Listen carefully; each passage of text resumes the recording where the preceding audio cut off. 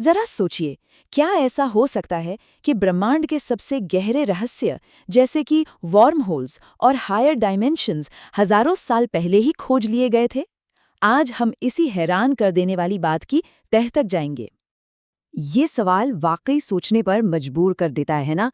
मतलब, क्या ये सच में मुमकिन है कि एक प्राचीन दर्शन में आज के मॉडर्न साइंस की सबसे मुश्किल पहेलियों का हल छिपा हो? चलिए मिलकर देखते हैं कि इस पहेली में कितनी सच्चाई है। तो कहानी शुरू होती है एक सिंबल से, जैन दर्शन का एक प्रतीक जो तीन लोकों यानी त्रिलोक को दिखाता है। कमाल की बात यह है कि इसकी बनावट आज की साइंटिफिक खोजों से इतनी सटीक बैठती है कि यकीन करना मुश्किल हो जाता है, मानो हजारों साल पुराने किसी कॉस्मिक मैप को आज डिकोड किया जा रहा हो। तो चलिए अपनी इस कॉस्मिक जर्नी की शुरुआत करते हैं, और शुरुआत होगी वहीं से जहां हम सब रहते हैं, यानी मध्यलोक, बीच का संसार।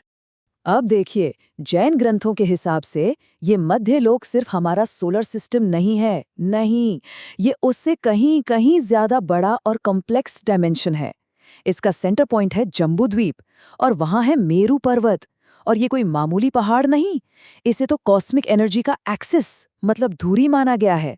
और तो और यहीं पर विदेह क्षेत्र जैसी रहस्यमयी जगहों का भी जिक्र है। और यहीं पर चीजें बहुत बहुत ज्यादा दिलचस्प हो जाती हैं। सोचिए, जिन द्वीपों की बात हजारों साल पहले की गई, क्या वो असल में दूसरे प्लैनेट्स या गैलेक्सीज हो सकती हैं? और जो सागर बताए गए, क्या वो डार्क एनर्जी लेयर्स हो सकती हैं? या फिर वार्म होल्स, मतलब ब्रह्मांड में एक जगह से दूसरे जगह जाने के शॉर्टकट्स? ये वो सवाल हैं जो आज साइंटिस्ट्स को भी सोचने पर मजबूर कर रहे हैं। और बात सिर्फ एक यूनिवर्स पर खत्म नहीं होती, बिल्कुल नहीं। जैन तीर्थंकरों ने तो साफ साफ कहा था, लोक अनंत हैं, समय अनंत है और जीव भी अनंत है। ये सुनकर कुछ याद आया? जी हाँ, ये तो बिल्कुल आज की मल्टीवर्स थ्योरी जैसा लगता है, जिसके मुताबिक हमारा यूनिवर्स भी कई सारे यूनिवर्स में से बस एक है। अच्छा, तो अब मध्यलोक से ऊपर उठने का वक्त आ गया है। चलिए चलते हैं ऊर्ध्वलोक की तरफ, एक ऐसी दुनिया जो डिवाइन बीइंग्स और हायर एनर्जीज से बनी है। तो ये ऊर्ध्वलोक है क्या? इसे समझिए, ब्रह्मांड का ऊपरी हिस्सा जो रोशनी, बहुत ही सूक्ष्म मैटर और हाई फ्रीक्वेंसी एनर्जी से बना है। और पता है सबसे कमाल के बात क्या है? इसका स्ट्रक्चर मॉडर्न फिजिक्स के हायर डायमेंशंस के कॉन्सेप्ट से काफी मिलता जुलता है। जैसे स्ट्रिंग थ्योरी में बात होती है ना कि हमारे 3 डायमेंशंस के अलावा भी कई और डायमेंशंस हो सकते हैं, बिल्कुल वैसा ही कुछ। अब इस ऊर्ध्वलोक में भी कई लेवल्स हैं। इसे एक तरह की स्पिरिचुअल लैडर या सीढ़ी समझे।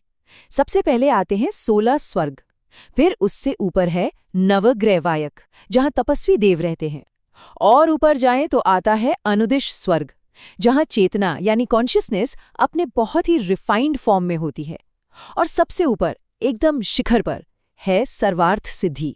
सर्वार्थ सिद्धि नाम से ही जाहिर है, ये वो जगह है जहां हर इच्छा, हर ख्वाहिश पूरी हो जाती है।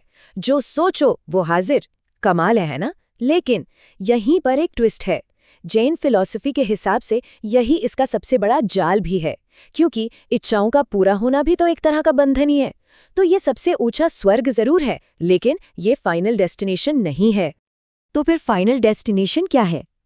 चलिए अब हम अपनी इस यात्रा के सबसे ऊंचे, सबसे अल्टीमेट पड़ाव पर चलते हैं, ब्रह्मांड के एकदम शिखर पर।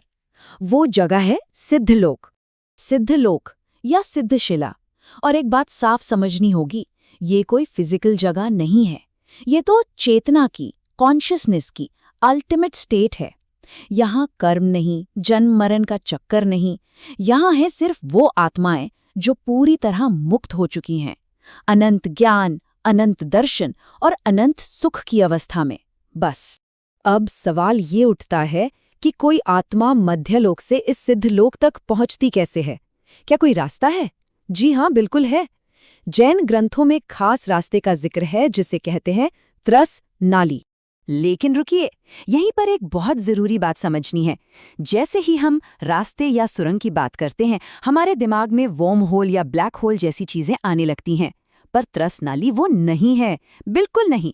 ये कोई फिजिकल टनल नहीं है, ये चेतना का एक स्पिरिचुअल पाथवे है। इस पर सफर करने के लिए किसी स्पेसशिप या टेक्नोलॉजी की जरूरत नहीं, बल्कि कर्मों के पूरी तरह खत्म होने की जरूरत होती है। और ये सफर पलक झपकते ही पूरा हो जाता है। तो हमने ऊपर की दुनिया देख ली, बीच की दुनिया देख ली। अब इस कॉस्मिक मैप को पूरा करने के लिए हमें नीचे भी झांकना होगा। तो चलिए एक नजर डालते हैं अधोलोक पर। मध्य लोक के ठीक नीचे हैं 7 नरक, या कहें 7 निचले लोक। रत्न प्रभा से शुरू होकर महातमः प्रभा तक ये वो जगह हैं जहां आत्मा अपने बुरे कर्मों का हिसाब चुकाने जाती है, ताकि वो फिर से शुद्ध हो सके। जैसे जैसे नीचे जाते हैं, तकलीफ और अंधेरा बढ़ता जाता है। ये कर्म के सिद्धांत का एक कॉस्मिक रिफ्लेक्शन है। तो इतनी सारी बातें, इतनी सारी समानताएं, multiverse, higher dimensions, cosmic pathways, इसका क्या मतलब निकालें हम? क्या ये सब बस एक इत्तेफाक है, या फिर इस बात का पक्का सबूत कि हजारों साल पुराने ज्ञान में वो सच छिपा है जिसे साइंस आज बड़ी मुश्किल से खोज पा रहा है? और ये समझना बहुत जरूरी है कि ये कोई माइथोलॉजिकल कहानी नहीं है। जैन शास्त्रों में इस पूरे कॉस्मिक सिस्टम पर करीब 50 वॉल्यूम लिखे गए हैं, और इसे एक मिथ की तरह नहीं बल्कि एक वैज्ञानिक संरचना के तौर पर पेश किया गया है। एक ऐसा ज्ञान जो अनुभव पर आधारित है। जैसा कि सोर्स कहता है, ये ज्ञान दुनिया को सोचने पर मजबूर करता है कि जैन धर्म सिर्फ मोक्ष का रास्ता नहीं दिखाता, बल्कि ये यूनिवर्स के रहस्यों को एक बेहद साइंटिफिक तरीके से हमारे सामने रखता है। तो आखिर में एक सवाल हमारे सामने खड़ा होता है। ये जो पूरा नक्शा हमने देखा त्रिलोक का, क्या ये यूनिवर्स का एक लिटरल फिजिकल मैप है, या फिर यह हमारी अपनी चेतना, हमारी आत्मा की यात्रा का एक नक्शा है? हो सकता है जवाब इन दोनों में ही छिपा हो, क्योंकि शायद ब्रह्मांड और चेतना एक ही कहानी के 2 अलग-अलग पहलू हैं।